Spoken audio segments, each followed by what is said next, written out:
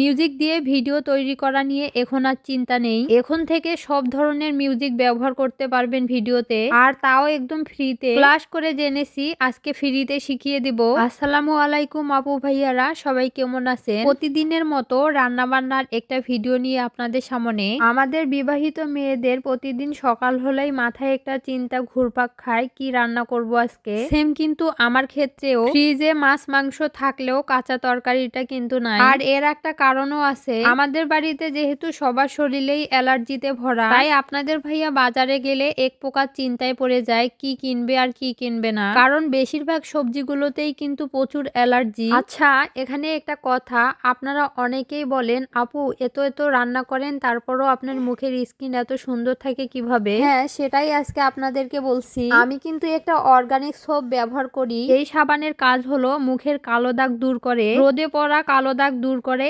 স্কিনকে আস্তে আস্তে ব্রাইট করে তুলে। কোনো প্রকার কেমিক্যাল ছাড়া একদম অর্গানিক ভাবে এই সাবানটা তৈরি। আপনারা যারা এই সাবানটি অর্ডার করতে চান তারা MJS অর্গানিক পেজ থেকে অর্ডার করতে পারেন। আমি ক্যাপশনে পেজটা মেনশন করে দিব এবং কমেন্ট বক্সে পেজের লিংক দেওয়া থাকবে। আমি কিন্তু প্রায় 2 মাস থেকে এই সাবানটা ব্যবহার করে আসছি, আর এই দেখেন মুখ ধুয়ে আসার পর আমার স্কিনটা আগের থেকে অনেক ফ্রেশ লাগতেছে। তো যাই হোক, এইদিকে আমি কিছু আলু কেটে নিয়েছি রান্না করার জন্য। হয়তো আপনারা ভাববেন এতগুলো আলু একসাথে রান্না করবেন আপু। আসলে কি বলবো, আমাদের বাসার সবাই কিন্তু আলুখোর, আলু অনেক বেশি পছন্দ করে, রান্না করার সাথে সাথেই কিন্তু শেষ হয়ে যায়। এইদিকে আমি আলুর তরকারি চুলায় বসিয়ে দিয়ে জমিতে চলে এলাম। আর এই দেখেন এখানে পেঁয়াজ রসুন শাকসবজি থেকে শুরু করে সবকিছুই লাগানো হয়েছে। আমি এখানে এলাম কিছুটা পালং শাক তুলতে।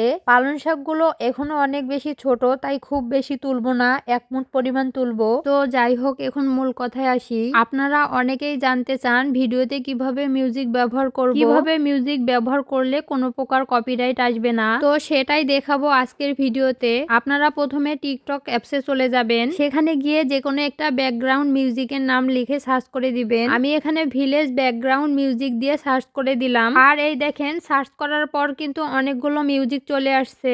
আমি এখান থেকে যে কোনো একটা মিউজিক ডাউনলোড করব, আর এই তো এখান থেকে আমি একটা মিউজিক ডাউনলোড করে নিলাম। এরপর চলে যাব ক্যাপকাট অ্যাপসে। এখানে আমার আগে থেকেই একটা ভিডিও নেওয়া আছে। এখন আমি নিচে সাউন্ড অপশনে ক্লিক করে মিউজিক নিব, আর এই দেখেন কোথায় নিয়ে আসছে আমাকে। এখান থেকে এক্সট্রাক্ট অডিও ফ্রম ভিডিও অপশনে ক্লিক করব। এরপর কিন্তু আমাকে গ্যালারিতে নিয়ে গেল, আর ডাউনলোড করা মিউজিকটা আমি সিলেক্ট করে দিলাম। আর নিচে দেখেন অডিও ইফেক্টস এটা লেখা আছে, ওখানে ক্লিক করব। এরপর প্রথমে দেখেন ভয়েস ফিল্টার, আর এখানে কিন্তু অনেকগুলো অপশন চলে আসছে। এখান থেকে আমরা হাই অপশনে ক্লিক করে মিউজিকটা কপিরাইট ফ্রি করে নিব। এখানে পিচ এবং টিম্বার দেখেন দুইটা অপশন আছে, দুটোই 33-33 করে রাখবো। এরপর দেখবেন মিউজিকটা আগের তুলনায় অনেকটা চিকন হয়ে যাবে। আর এভাবে আপনারা যে কোনো মিউজিক ব্যবহার করতে পারেন আপনাদের ভিডিওতে, কোনো প্রকার কিন্তু কপিরাইট আসবে না। তবে হ্যাঁ, আবার গান ব্যবহার করতে যাবেন না, শুধুমাত্র ব্যাকগ্রাউন্ড মিউজিক এভাবে ব্যবহার করতে পারবেন। তো যাই হোক, এইদিকে কিন্তু আপনাদের সাথে কথা বলতে বলতে আমার কিন্তু তরকারি রান্নাটাও হয়ে গেছে।